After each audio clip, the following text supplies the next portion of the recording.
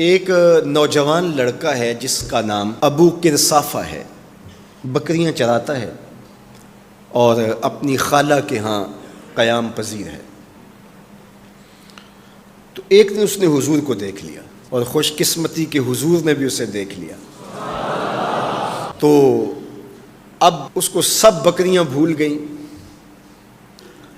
وہ بکریاں لاتا ہے اور چراگاہ میں چھوڑتا ہے اور آ کے حضور کی مجلس میں بیٹھ جاتا ہے۔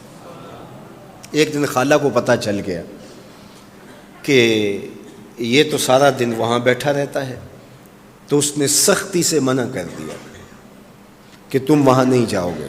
اب ایک دن تو کاٹا، 2 دن کاٹے، لیکن برداشت نہیں ہوتا۔ آ کے اپنی ماں کو اور خالہ کو بٹھا کے ابو قرصافہ کہنے لگے، نوجوان لڑکا ہے، کہ میں تمہاری بات مان لیتا ہوں، نہیں جاؤں گا، لیکن ایک بات تم میری مان لو۔ انہوں نے کہا کیا؟ کہا ایک بار تم میرے ساتھ چلو تو صحیح، اس کے بعد اگر تم نے روکا تو رک جاؤں گا، ایک بار تم نے میرے ساتھ جانا ہے۔ انہوں نے کہا ٹھیک ہے، ہم چلے جاتے ہیں۔ حامی بھر لی، خیال تھا کہ ٹھیک ہے اس کی کہنے پہ ہو آتے ہیں، اور اس کے بعد جو ہے وہ اس کو پھر زور بھی دینا پڑے گا، اس کی شرط پوری ہو جائے گی۔ اب ابو قرصافہ اپنی ماں کو، اپنی خالہ کو لے کر حضور کی دہلیز پہ پہنچا۔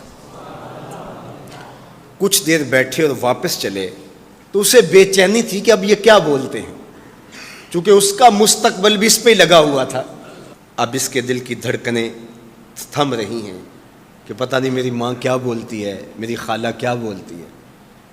تو ابو قرصافہ کی خالہ نے بول کے کہا ما رأینا مثل ھذا الرجل، زندگی میں ایسا سونا بندہ دیکھا ہی نہیں۔ احسن وجہن، ابو قرصافہ کتنا سونا چہرہ تھا، کتنا سونا چہرہ تھا۔ ولا انقا ثوبا، اور جتنے سونے کپڑے تھے اتنے سونے کپڑے بھی کسی کو پہنے ہوئے نہیں دیکھا۔ اور تیسری بات فرمایا ولا الین کلاما، جتنی میٹھی باتیں کرتا تھا، شہد ٹپکتا تھا اس کے لہجے سے۔ اللہ اکبر، اس کے لہجے سے شہد ٹپکتا تھا۔ تینو سینے دی میں ٹھنڈ آکھاں، شہد گلاب تے کھنڈ آکھاں، تینو نبیاں دا میں لاڑا آکھاں، تیرے ہجر دے وچ میں ہاڑا آکھاں۔ تو کہا ابو قرصافہ آج کے بعد ہم تجھے نہیں روکیں گے، سویرے آیا کر، شام آیا کر، دوپہر آیا کر، تو جی بھر کے محمد کے چہرے کو دیکھا۔